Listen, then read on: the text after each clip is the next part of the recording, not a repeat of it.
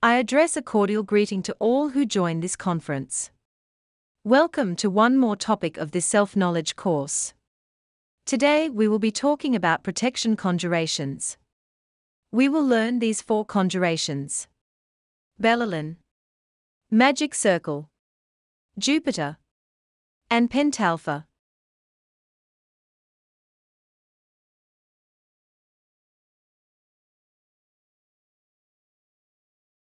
With these conjurations we'll be able to clean our environment from heavy and negative energies, and harmonize it, to protect our own energy, to avoid situations such as sleep paralysis, and also to unmask false beings of light, or false masters. But let's start by clarifying. What is a conjuration? We may have heard the word conjure, applied in various situations, but it is important to be clear that the word conjure means to prevent, or avoid, with foresight, a negative situation or force. It is using the power of the word to solve a situation, or to protect us.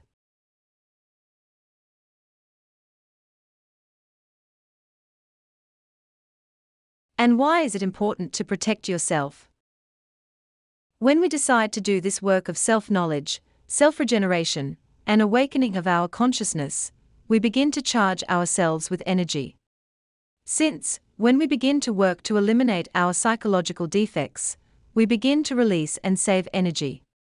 And that energy, that we are no longer extracting from our body through masturbation, or during sexual practice, but that through the practice of suprasex we are making ascend through our spine, will turn us into conscious beings, into powerful beings. When we start becoming people with a high energy level, we will find that there are low vibration entities in our environment, and people and entities, who deliberately engage in black magic, that will try to steal our energy to feed themselves. For these reasons, the White Lodge has left these protection tools for all of us who are beginning our path towards self-knowledge. And who are the White Lodge? They are beings who have carried out the work of self-realization, 100% conscious masters, who seek to help us in this process. So, if we want to start waking up, we must learn to protect ourselves from those negative energies, or Black Lodge, whose function is to keep humanity asleep. These conjurations are going to be more and more effective, as we fill ourselves with more and more energy, and we will do so by working on the 3 factors of the revolution of consciousness, which we explained throughout this course. It is good to clarify that these conjurations only serve to protect us, and will never serve to attack anyone. Today we are going to learn 4 conjurations. The first 2 conjurations that we are going to see are the Bellalin conjuration and the Magic Circle of Protection. The Bellalin is a chant that helps to energetically cleanse the environment in which we find ourselves, every time we are going to carry out our practices aimed at awakening our consciousness, but especially when we go to sleep, or to practice suprasex. Since this conjuration will ward off any lava, or negative energy, that can prevent us, for example, from reaching a state of concentration to achieve meditation, or that can generate sensations, or mental fixations, that lead us to lose focus, and lose energy in sexual practice, or that can bother us during astral travel, leading us to have experiences such as sleep paralysis. In short, this chant will clean the energy of the environment in which we find ourselves. When singing the Bellalin, we need to be concentrated in our heart, without being distracted by any thought, and without doing any other activity. We sing imagining each word. Beliling, beliling, beliling. Anchor of salvation, I would like to be close to you. Materialism has no power over me. Beliling, beliling, beliling. And we will repeat these lyrics 2 more times. 3 times in total. This is a very powerful conjuration that drives away all the negative energies in the environment. This conjuration can be done mentally, but it is more powerful if we do it verbally.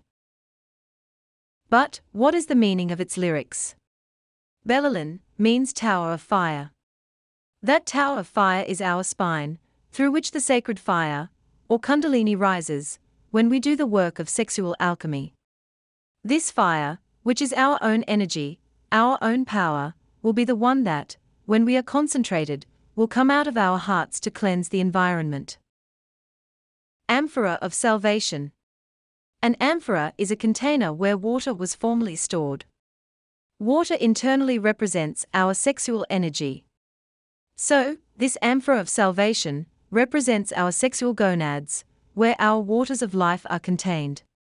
And as we have been learning, if we use this energy wisely, we will save ourselves.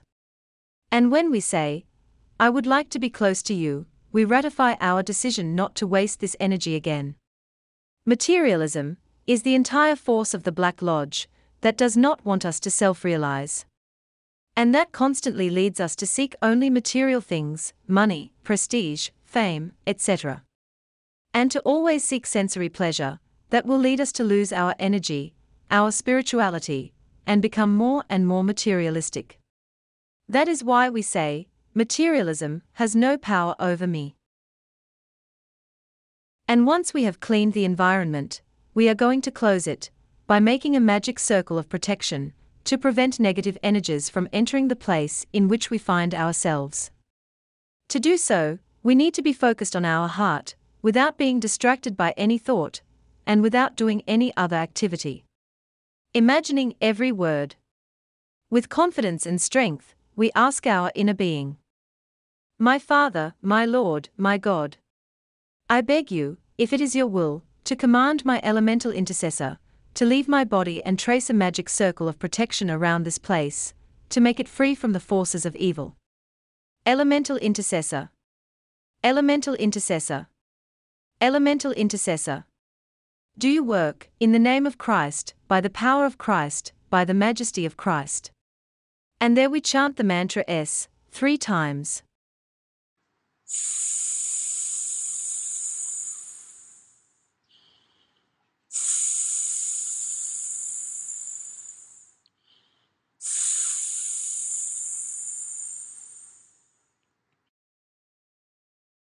While we imagine how our elemental intercessor, which is a part of our being, that has all the wisdom of nature, also known as our guardian angel, surrounds the perimeter of the place that we want to protect, in a clockwise direction from left to right, with a bright green light, creating a dome of light around us, or around the place we are protecting.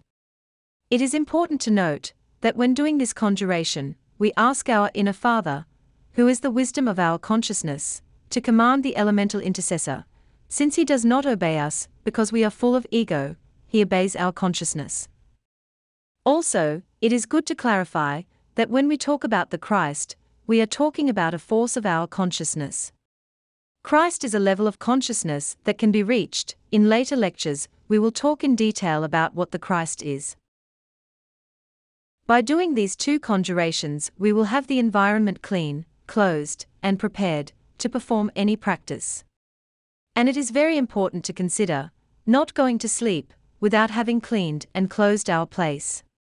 This circle will protect us from any harm that someone wants to do to us, both physically and spiritually. It is good to know that once the circle is created, it will only be broken when we leave the circle. The third conjuration that we will learn today is the Jupiter's conjuration.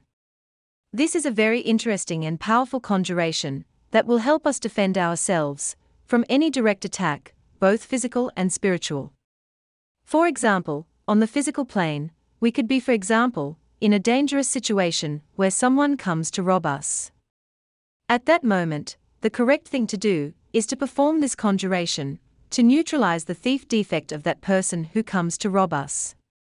But this conjuration is especially useful in our internal world during the astral travel, because once we are projected in the astral, we could see that some of our own defects, and even black magicians, will try to scare us, so that we lose the encouragement to awaken our consciousness, or could try to impersonate consciousness, masters, or ascended beings, to try to confuse us and divert us from our spiritual path.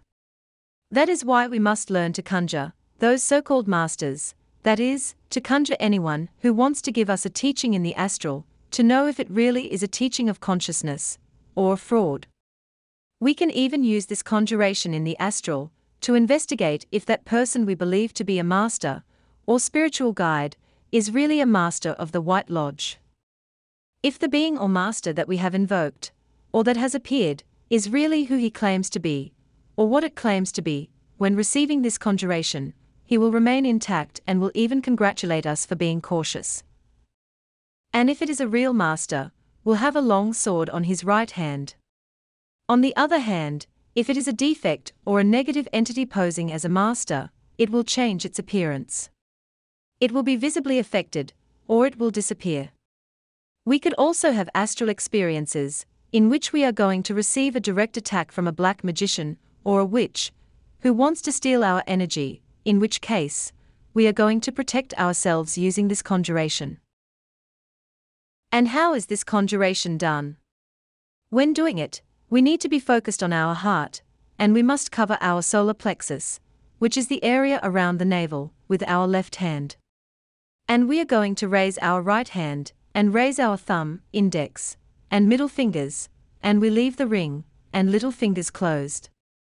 Then, we are going to say, imagining each word. In the name of Jupiter, Father of all the gods, I conjured thee. Te vigos coslim. And there, we point towards what we want to conjure, and imagine a ray coming out of those 3 fingers, that is going to reach what we are conjuring up. Then we repeat this conjuration 2 more times, for a total of 3 times. It is important to know that when we say, I conjure thee, we are conjuring up the psychological defect that could be acting on that person.